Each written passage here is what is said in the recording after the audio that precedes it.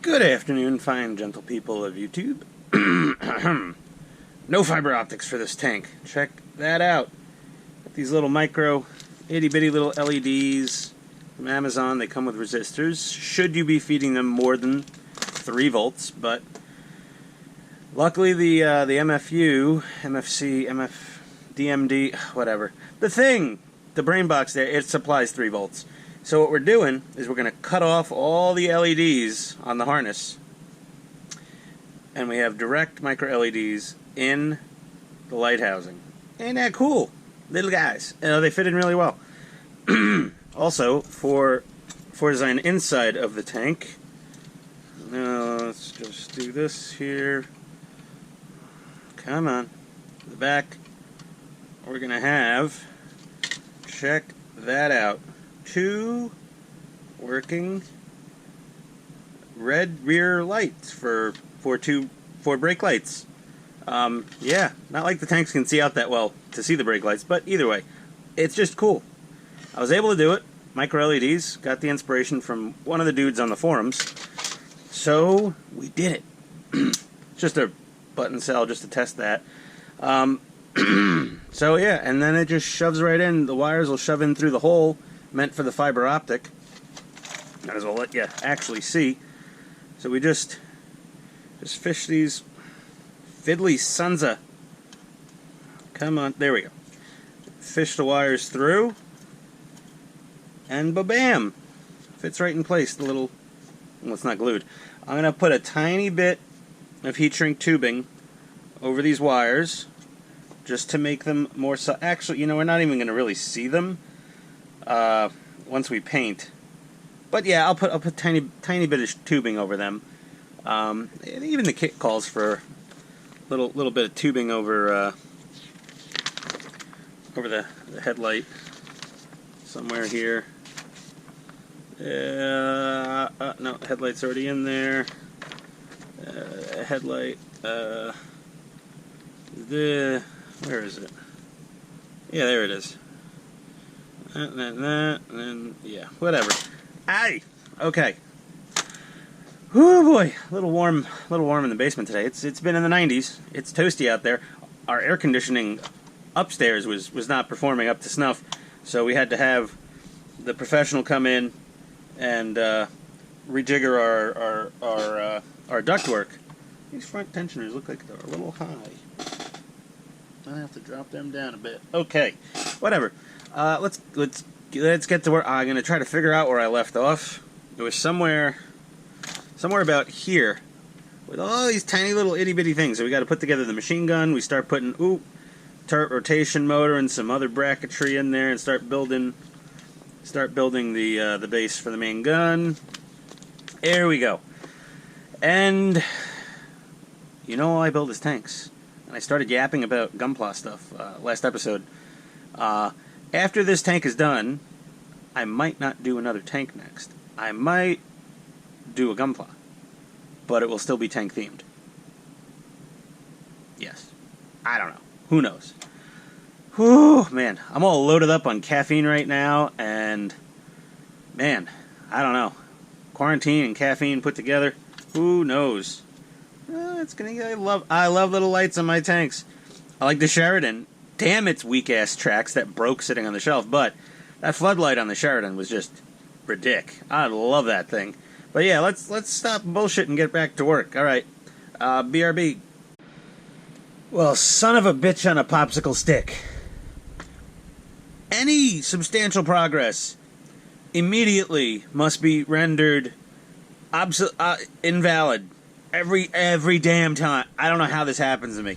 So, I go to put the machine gun together, and everyone who's built one of these little metal machine guns, the little metal tube with a little brass thing, and a little LED glues into there, and then a piece of fiber optic.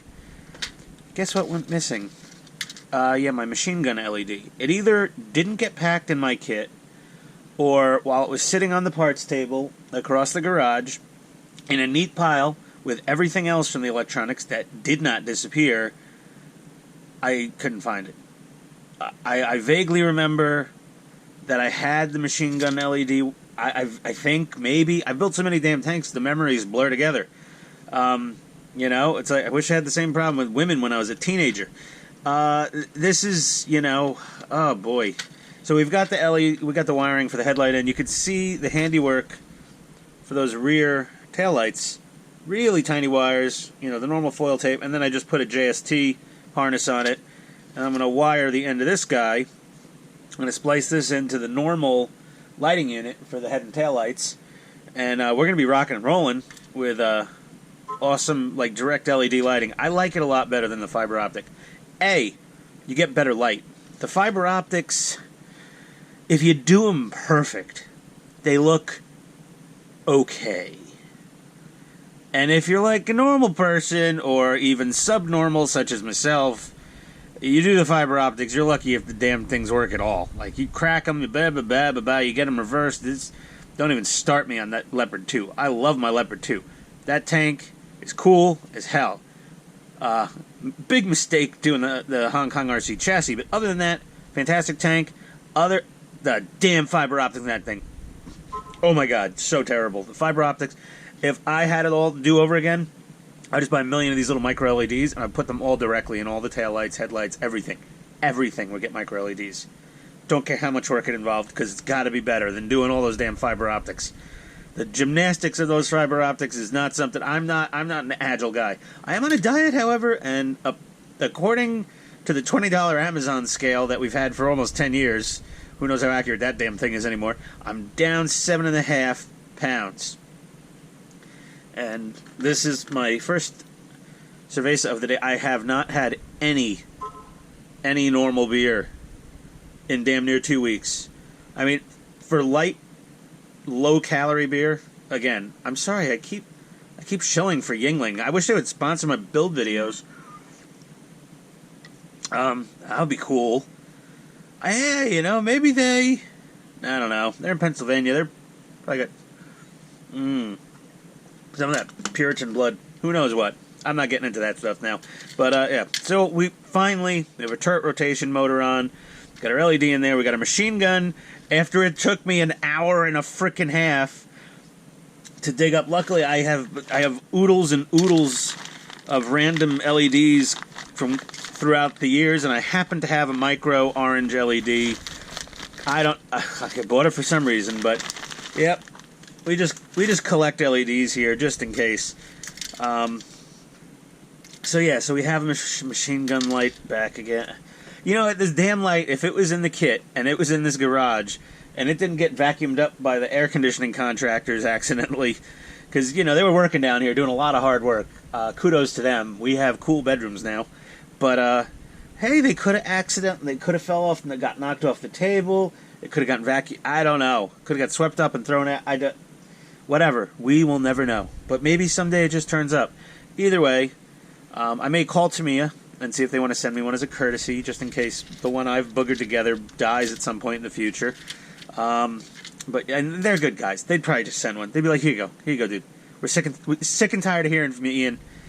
I mean, I haven't contacted Tamiya support a bajillion times. Well, I've contacted them a bajillion times, but it was to get things like extra bits and things that I didn't see on the website.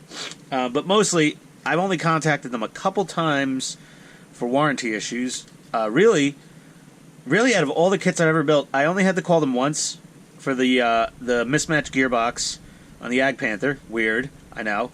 And then this time for the bad headlight, lighting unit. That was weird.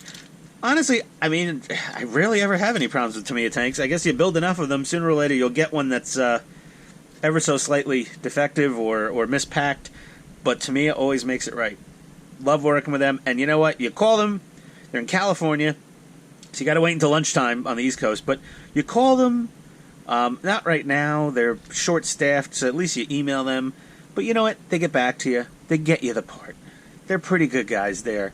I can't knock them for anything, except not making enough damn tanks. But that's up to Japan to make more models.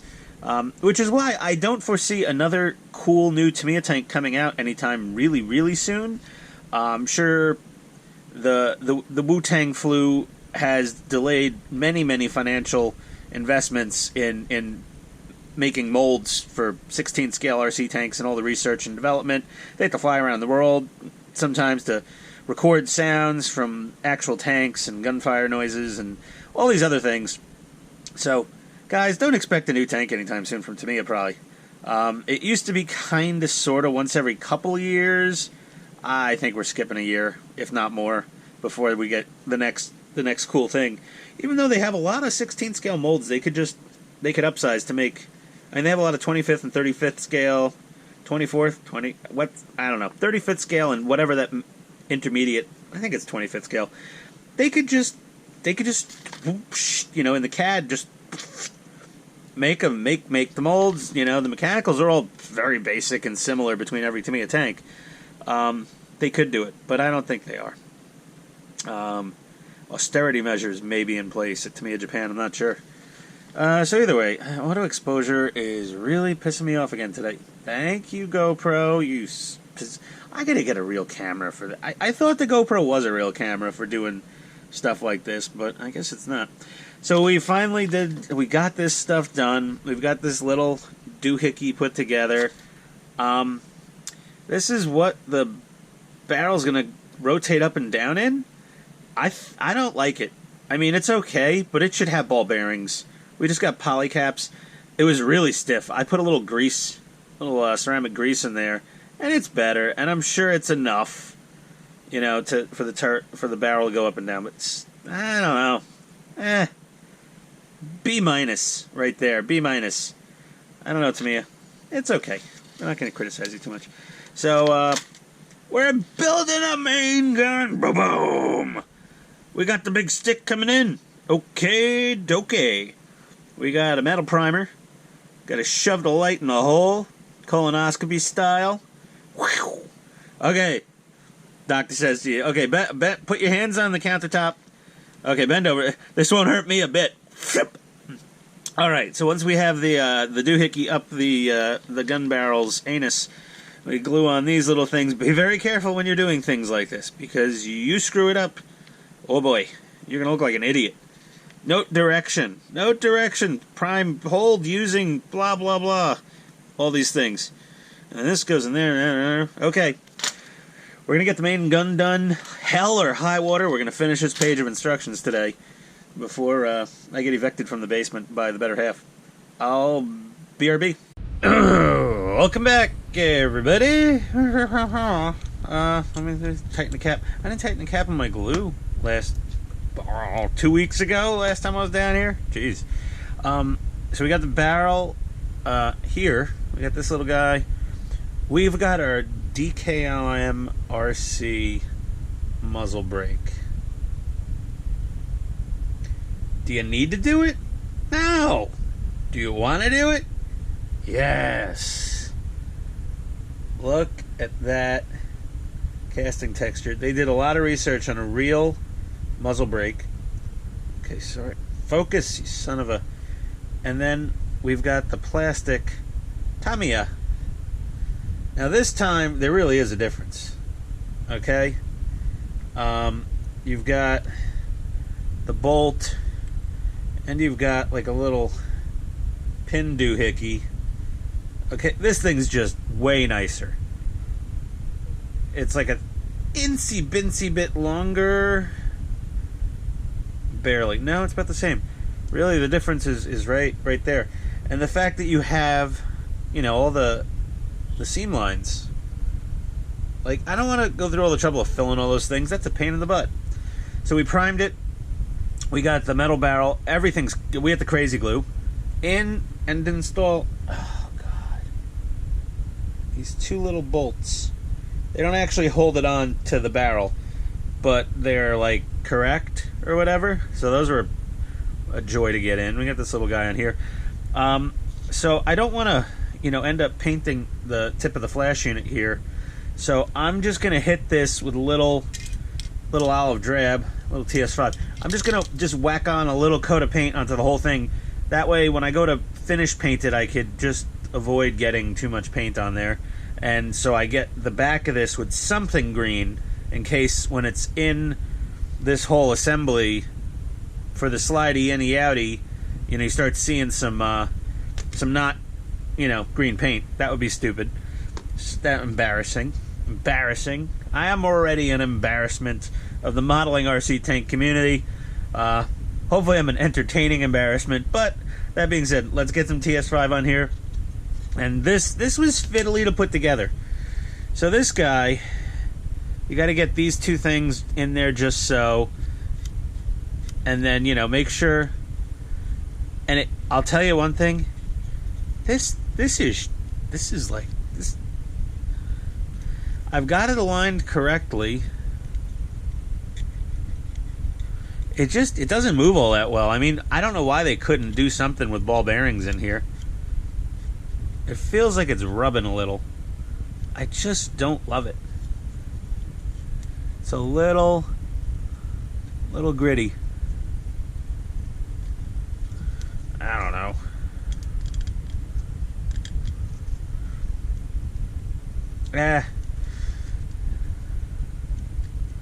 It's a little better. Don't love it, but it's okay. I mean, hopefully this whole thing with, and whatever, you know, elevation motor, I might have to solid gear the barrel elevation. So we're going to do our little trick. We pull a gear out of the 6-speed Tamiya transmission kit, and we replace the barrel elevation final drive with the slipper clutch plastic doohickey to provide some more positive feedback without the slippage, and that'll probably do it right there. We'll probably be fine. We'll be fine, guys. Ian is not concerned. We'll be okay. Well, I'm always concerned. Always concerned about something. I'm overly concerned. I don't know. But yeah, so we're doing that. Let me throw a little paint on. I'll be right back. Hey, wow, hello. Okay, I'm still alive. The comments I got in my last video is like, "Oh my God, you're alive! I thought you died." It's pretty funny. Yeah, no, I mean, you know, we were just off the grid for a bit there with that, but I'm glad I was missed. So that being said, we got our headlight harness wired up. So I used opposite versions of this JS-2 harness so that I would never be able to hook up the wrong one to the wrong one. Good idea right there. So that's done, and we've got our whole barrel and muzzle and everything, and flash unit and mantlet, and that's all there. And you know, with the weight of this thing, oh dear, this is a solid heavy barrel. I mean, this thing is, even with the spring assist, I mean, the spring alone, yeah, I'm definitely going to put a solid gear in the barrel elevation unit. I'll go over that when I do it. But yeah, this guy's done. So that's all kosher now. Next we've got upper turret stuff beginning. That was a MV. Oh, antenna. MV2. I don't know what this thing is. There it is. Attach antenna as shown if needed. I guess they figured out people started getting 2.4 gigahertz radios when they started doing this. Yeah, MV2. Yeah, strip the antenna cable. Yeah, there's no antenna wires because we're using a 2.4 gigahertz system. So where this antenna would go on the upper turret, upper turret, well, the upper part of the turret, because there's a lower part of the turret right here. Where that antenna would go, I'm going to take a look at some, see if I can find any Googling images here. One of the guys in the forums, they have a JS-2 that he lives near that goes on parade regularly. I don't know if that thing fell off a trailer recently. Maybe it was a T-34 that fell off. But yeah, they're backing up this historical, beautiful, operational Russian battle tank. I don't know if it was but they were backing it or driving it onto the trailer, and the damn thing fell off sideways and landed on its side. It was cringeworthy for somebody who enjoys tanks. Very cringeworthy. But either way, yeah, we might get this damn thing done today. Why not? I got to modify this barrel elevation, and I've got a metal arm, the little metal arms for the barrel elevation. So that'll give us some extra strength barrel elevation. I mean, really, the best thing to do here, and I'm not that smart the best thing to do would be to replace this with like a nice ball bearing Metal Gear servo. But I mean, fitting it in here and me not knowing what the hell I'm doing, I'm just going to go ahead and we'll just beef this guy up as much as we can. We'll put a metal arm on it, and we'll be good to go. So we're going to take this whole damn thing apart and get that clutch gear out, put a solid gear in, and, yeah, metal arm. All right? We'll be back. Yeah, no, not much commentary, except for that tank falling off a trailer thing. That was pretty, like I said, cringeworthy, but some people may say, oh, ha, ha, ha. I don't know. He was drinking too much vodka before the parade. Okay, we get... you could drive tank drunk. No, you no hurt it. If you fall over, you flip over it, you'll be fine. You little paint. It'll buff out, my friend. Buff out, comrade. Oh, shut up, Dimitri. All right, we're out of vodka. Oh, shit. Just remembered. Okay, we'll be back.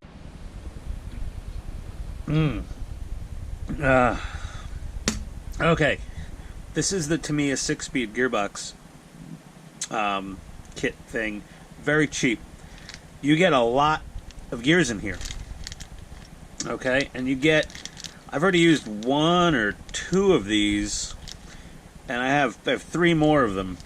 So basically we're replacing this crappy slipper clutch doohickey with a solid gear.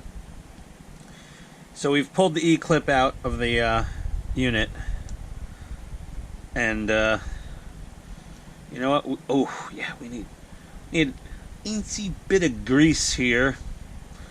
Okay, let's get a little bit of grease on that. Oh, what did I drop? I don't know. We'll see.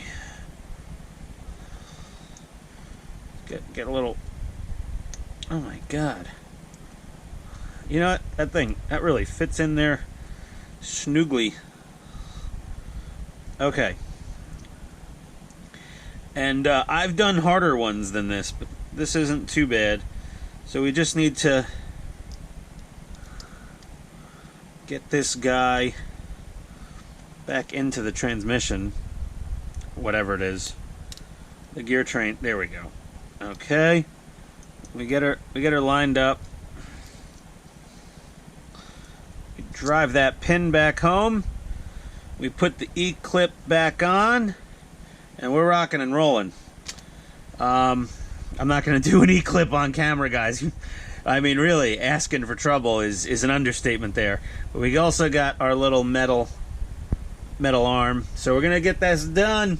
All right, your beat. Okie dokie, people, look at this. It's Mr. Progress today. Look at, I'm on a roll. I just jinxed myself probably. So this whole thing is a little tricky to get together. We've got this. I've got the spring connected to the lower part of the upper hull. It's a little hard to see.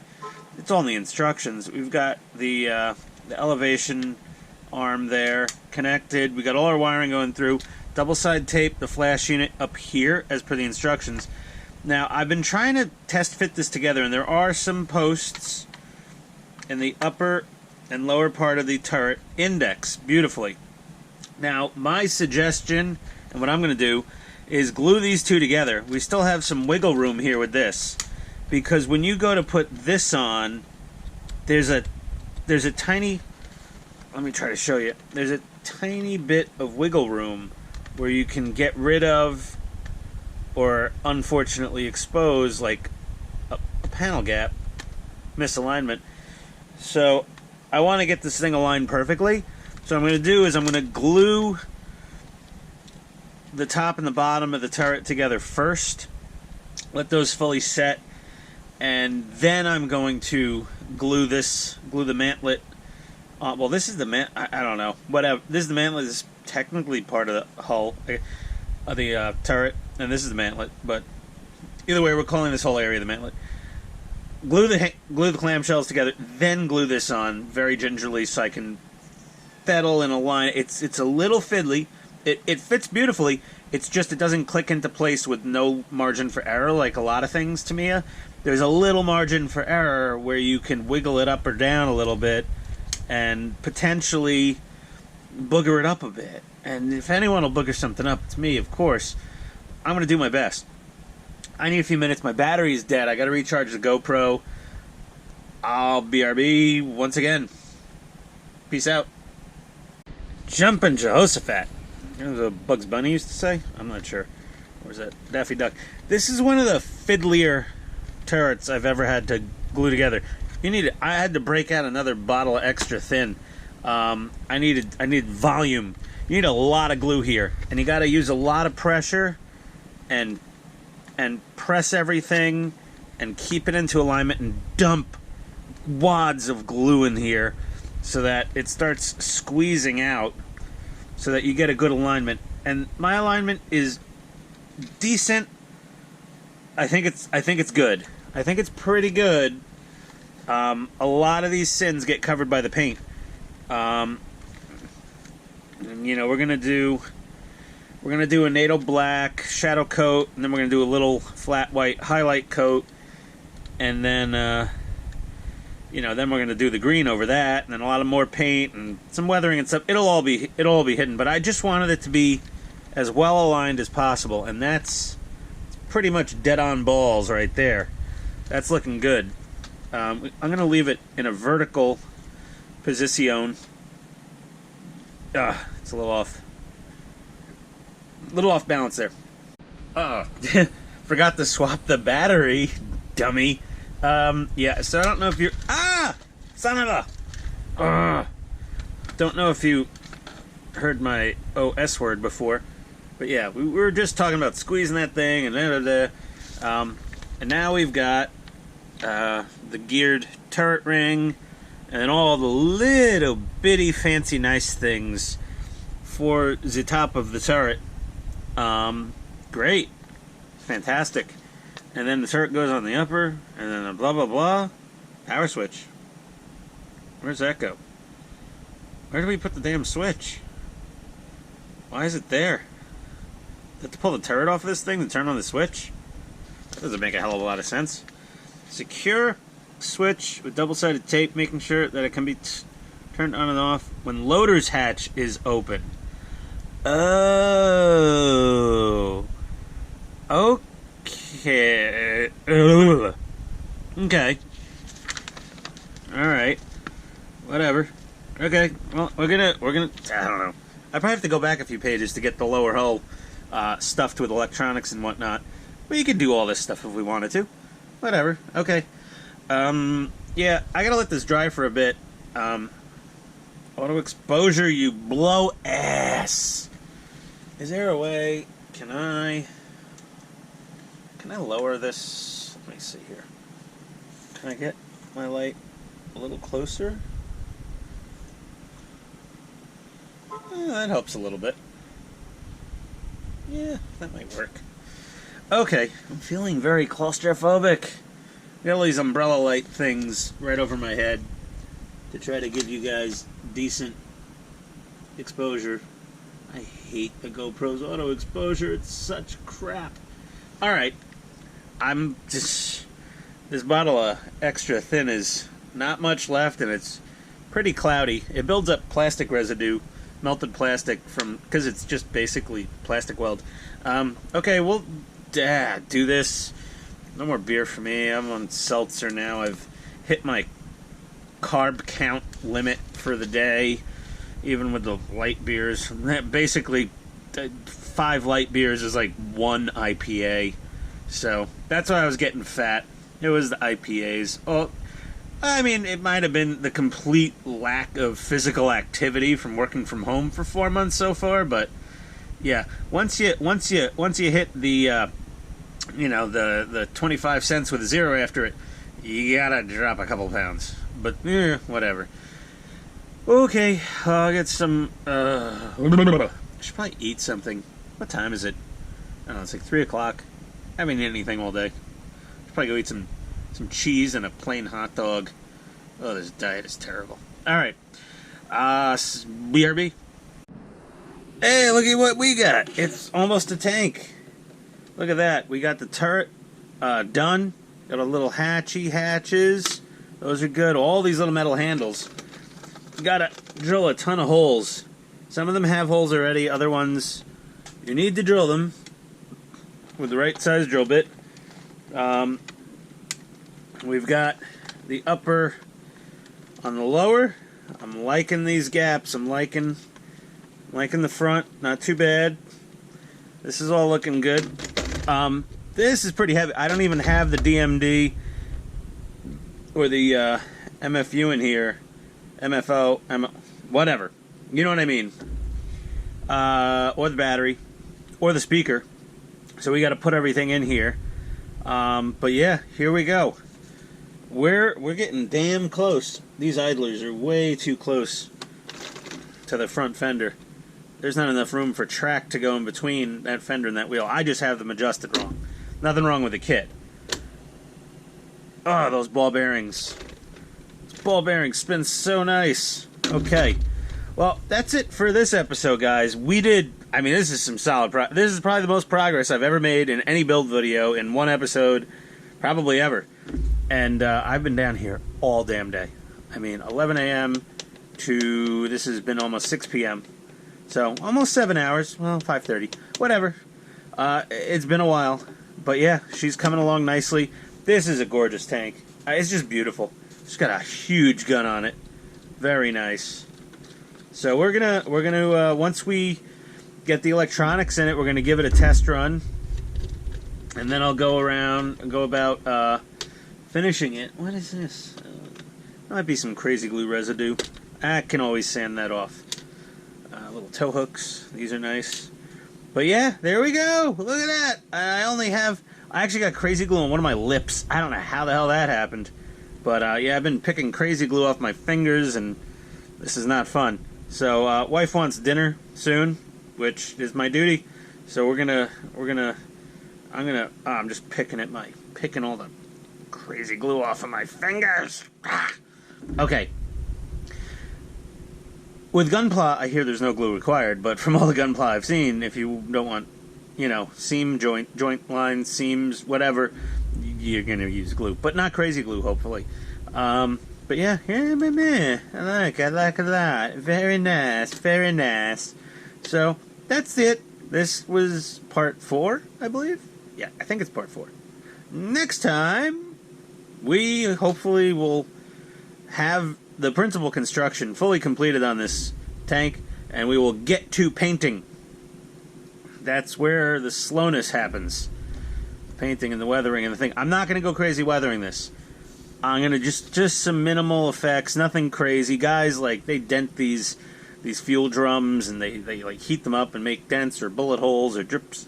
We'll do some stuff. It'll be nice. It's gonna be like a Russian museum piece, but that gets used a lot. So we'll make it kind of like that, I think. Either way, thank you for watching. I'll see you next time, guys. Later.